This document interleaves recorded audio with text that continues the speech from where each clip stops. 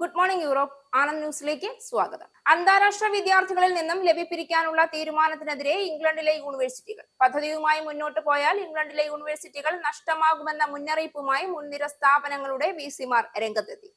അന്താരാഷ്ട്ര വിദ്യാർത്ഥികളുടെ ഫീസിൽ നിന്നും ലവി ഈടാക്കാനുള്ള ഗവൺമെന്റ് പദ്ധതിയുമായി മുന്നോട്ട് പോയാൽ വർഷത്തിൽ 600 മില്യൺ പൗണ്ടിലേറെ നഷ്ടം വരുത്തുമെന്നാണ് പഠനം കണ്ടെത്തിയത്. University college London, university of Manchester ഉൾപ്പെടെ പ്രമുഖ യൂണിവേഴ്സിറ്റികളുടെ വരുമാനത്തിൽ ആഘാതം സൃഷ്ടിക്കുമെന്നാണ് ഹയർ എഡ്യൂക്കേഷൻ പോളിസി ഇൻസ്റ്റിറ്റ്യൂട്ടിന്റെ കണ്ടെത്തൽ. UK ഇതര വിദ്യാർത്ഥികളുടെ വാർഷിക ഫീസ് 10.3 ബില്യൺ പൗണ്ട് വരുമാനമാണ് യൂണിവേഴ്സിറ്റികൾക്ക് നേടിക്കൊടുക്കുന്നത്.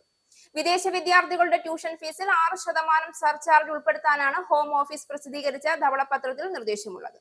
എന്നാൽ ഇത് ബ്രിട്ടനിലെ മുൻനിര യൂണിവേഴ്സിറ്റികളെ സാരമായി ബാധിക്കുമെന്നാണ് മുന്നറിയിപ്പ്. ഈ നയം നടപ്പിലാക്കിയാൽ യൂണിവേഴ്സിറ്റികൾക്ക് ഒന്നുകിൽ സർചാർജ് ചെലവ് പൂർണ്ണമായി വിദേശ വിദ്യാർത്ഥികളുടെ തലയിൽ ചുമത്തുകയോ അല്ലെങ്കിൽ ഏറ്റെടുക്കുകയോ എന്ന് തീരുമാനിക്കേണ്ട അവസ്ഥ വരും.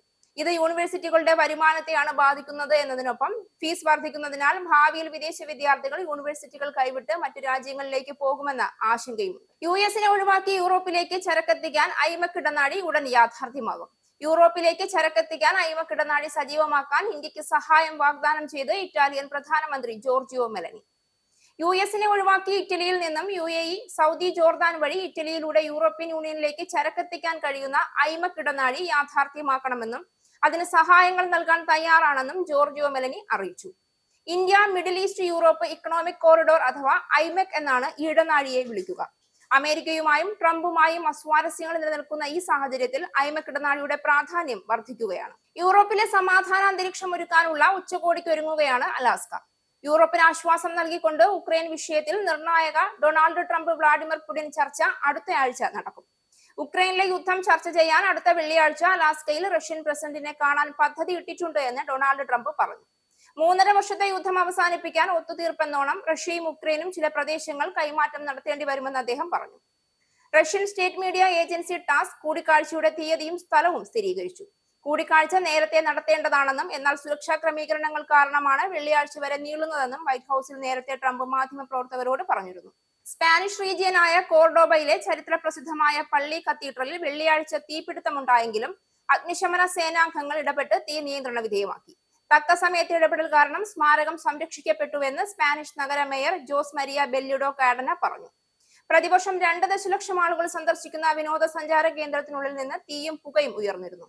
തീ നിയന്ത്രണ വിധേയമാണെന്ന് അഗ്നിശമന സേന നേരത്തെ പറഞ്ഞിരുന്നുവെങ്കിലും രാത്രി വൈകിയും തീ അണഞ്ഞിട്ടില്ല. UK സമയം രാത്രി 8 മണിയോടെ തീപിടുത്തം റിപ്പോർട്ട് ചെയ്യുകയായിരുന്നു.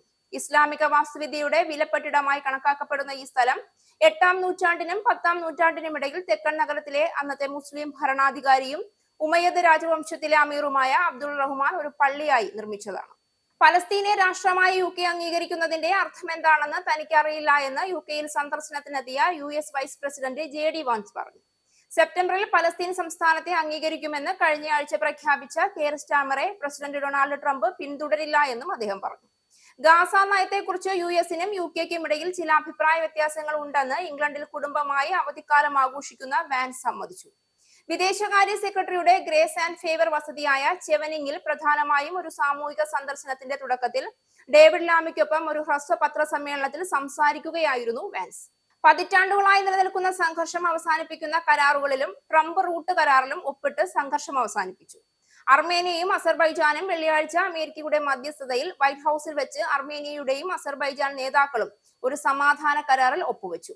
സമാധാനം ഉറപ്പുവരുത്തിക്കൊണ്ട് 2 രാജ്യങ്ങളും പരസ്പരം കരാറുകളിലും US-ഉമായും കരാറിലും ഒപ്പുവെച്ചു. ഇരു രാജ്യങ്ങൾ തമ്മിലുള്ള പ്രധാന ഗതാഗത പാതകൾ വീണ്ടും തുറക്കുകയും മേഖലയിൽ റഷ്യയുടെ സ്വാധീനം കുറയ്ക്കാനുള്ള പരസ്പര ശ്രമങ്ങൾ തുടരുകയും ചെയ്യുമെന്ന ഉറപ്പിലാണ് അമേരിക്കയുടെ മധ്യസ്ഥത. അന്താരാഷ്ട്ര സമാധാനത്തിനും സമൃദ്ധിക്കും വേണ്ടിയുള്ള ട്രംപ് റൂട്ട് എന്നറിയപ്പെടുന്ന ഒരു പ്രധാന ഗതാഗത ഇടനാഴി സൃഷ്ടിക്കുന്ന ഒരു കരാറും ഈ കരാറിൽ ഉൾപ്പെടുന്നുവെന്ന് വൈറ്റ് ഹൌസ് പറഞ്ഞു. ഇസ്രയേലിനുള്ള സൈനിക ഉപകരണങ്ങളുടെ കയറ്റുമതി നിർത്തിവെച്ച് ജർമ്മനി. ഇസ്രയേലിനുള്ള ശക്തമായ പിന്തുണയിൽ ഗണ്യമായ മാറ്റം വന്നതായാണ് ജർമ്മൻ ചാൻസലർ ഫ്രെഡറിക് മെർസ് നൽകുന്ന സൂചന. ഗാസ നഗരത്തിന്റെ നിയന്ത്രണം ഏറ്റെടുക്കാനുള്ള ഇസ്രയേലിന്റെ പദ്ധതികളെ അന്താരാഷ്ട്ര പങ്കാളികൾ അപലപിച്ചതിനാൽ ഗാസയിൽ ഉപയോഗിക്കാൻ കഴിയുന്ന ആയുധങ്ങൾ ഇസ്രയേലിന് നൽകില്ല എന്നാണ് ഫ്രെഡറിക് മെർസിന്റെ നിലപാട്.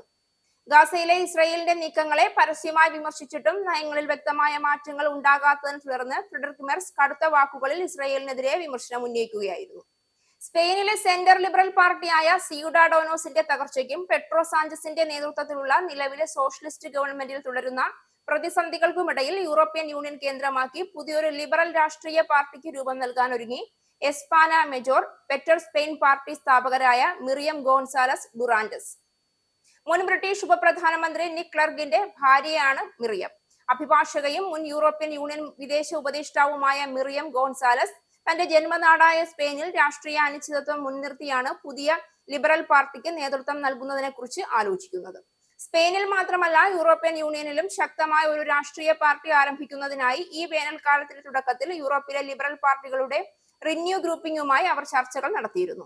2023 പൊതുനയത്തിന്റെ വികസനത്തിൽ പങ്കെടുക്കാൻ സ്പാനിഷ് സിവിൽ സമൂഹത്തെ പ്രോത്സാഹിപ്പിക്കാൻ ലക്ഷ്യമിടുന്ന ലാഭേച്ഛയില്ലാത്ത രാഷ്ട്രീയ സംഘടനയായ അവർ സ്ഥാപിച്ചു.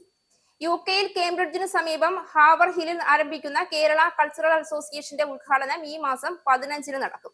പ്രസിഡന്റ് അൽഫോൺസ് സെബാസ്റ്റ്യന്റെ അധ്യക്ഷതയിൽ സ്റ്റീപ്പിൽ ബംസ്റ്റഡ് വില്ലേജ് ഹാളിൽ നടക്കുന്ന സമ്മേളനം RCN പ്രസിഡന്റ് ബിജോയ് സെബാസ്റ്റ്യൻ ഉദ്ഘാടനം ചെയ്യും. Haverhill town council mayor Quinn Cox മുഖ്യാതിഥിയാകും. സമ്മേളനത്തിൽ യുക്മ ജോയിന്റ് സെക്രട്ടറി സണ്ണിമോൻ മത്തായി, പ്രശസ്ത ഷെഫ് ജോമോൻ, യുവ എഴുത്തുകാരിയും അവാർഡ് ജേതാവുമായ Aishwarya Kamala, CKCA president Robin Kuriakose, Cambridge Malayali association president Sinoy Thomas, Jacob Varghese, programme committee convener Pradeep Mathew എന്നിവർ പങ്കെടുക്കും. വൈകുന്നേരം 6 മണി മുതൽ ഹാവർ ഹിൽ മലയാളി കമ്മ്യൂണിറ്റിയിലെ അംഗങ്ങൾ അവതരിപ്പിക്കുന്ന കലാരാവും തുടർന്ന് സംഗീത നൃത്ത വിരുന്നും അരങ്ങേറും. സിനിമാ പിന്നണി ഗായകരായ Libin Scaria, Keerthana SK, Asianet D4 dance ജേതാവും സിനിമാ സീരിയൽ നടിയുമായ നയന ജോസൻ, ഗോകുൽ എന്നിവർ അവതരിപ്പിക്കുന്ന സംഗീത നൃത്ത പരിപാടിയും സുമേഷ് കൂട്ടിക്കല്ലിന്റെ ഗിത്താർ പെർഫോമൻസും ഉണ്ടാകും. തിമിർത്തോണം 2025 എന്ന പേരിൽ ഓണാഘോഷങ്ങൾക്ക് മാറ്റുകൂട്ടാൻ ഈ മാസം 28-ന് ഓൾഡാമിൽ ക്രിക്കറ്റ് മാച്ച് നടത്തും. ഓൾഡാം ഗ്രൗണ്ടിൽ രാവിലെ 10 മണി മുതൽ നടക്കുന്ന മത്സരത്തിൽ ഏഞ്ചൽ മൗണ്ട് 11സും കെയർ മൗണ്ട് 11സും ഏറ്റുമുട്ടും. ക്രിക്കറ്റ് കളിച്ച് ഓണം ആഘോഷിക്കാൻ എല്ലാ കായിക പ്രേമികളെയും മത്സരത്തിലേക്ക് സ്വാഗതം ചെയ്യുന്നുവെന്ന് സംഘാടകർ അറിയിച്ചു. ഈ ന്യൂസ് ബുള്ളറ്റിൻ അവസാനിച്ചു. നന്ദി. ഇസ്രായേലിന്റെ 5 സൈനിക താവളങ്ങളിൽ കനത്ത നാശനഷ്ടം. മോദി വെളിപ്പെടുത്തുന്ന ഇന്ത്യയുടെ വികസനത്തിന്റെ മയക്കുമരുന്ന് വിൽപ്പനയ്ക്കെതിരെ ശക്തമായ നടപടിയെടുത്ത് ഷാർജ പോലീസ്.